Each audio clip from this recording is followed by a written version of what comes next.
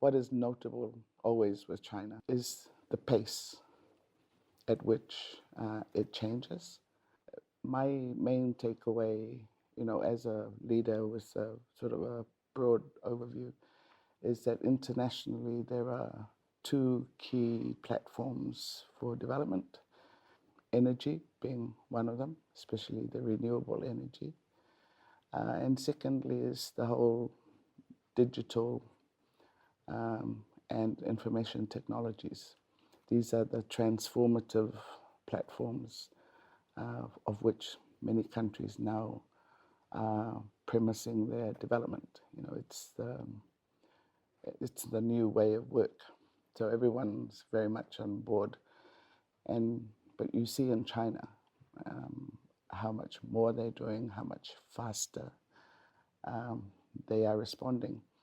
From a government perspective, what I'm really appreciating is the reform approach, being always mindful, given the information flow of what government needs to do, how it can respond.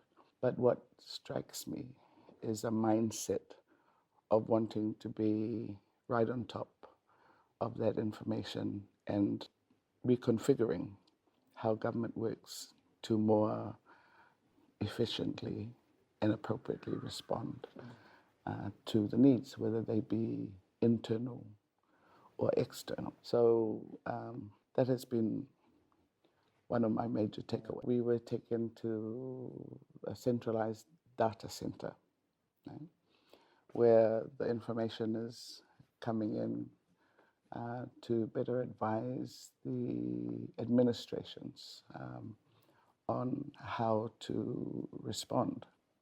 You've mentioned the students. Once again, it's a level of investment. What I noticed was a very broad scope of learning, not just academia, but also cultural elements, value elements. I mean, it's good to see.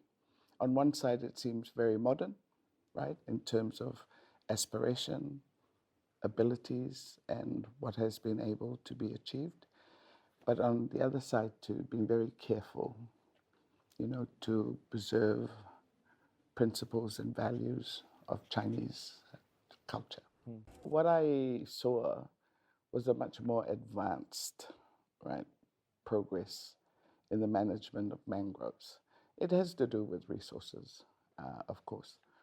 But what I particularly enjoyed, and I don't think we have paid as much attention in terms of our mangrove work, is providing the environment for the other animals, the birds, the fishes, and so forth. We're more still at the point where we just want to ensure that we don't lose the mangrove. But the further development that has been done at that center, really it's become a refuge or a place where, the animal life can thrive. We see a bit of it in Samoa, but it's not being done intentionally. We just try and ensure that we don't lose the mangrove in the first instance. But I think our planning needs to be a lot more extended about the ecosystems that is supported by our mangroves. I mean, that's a huge project. And it's a great demonstration of what can be done with our mangroves and the benefits that it derives.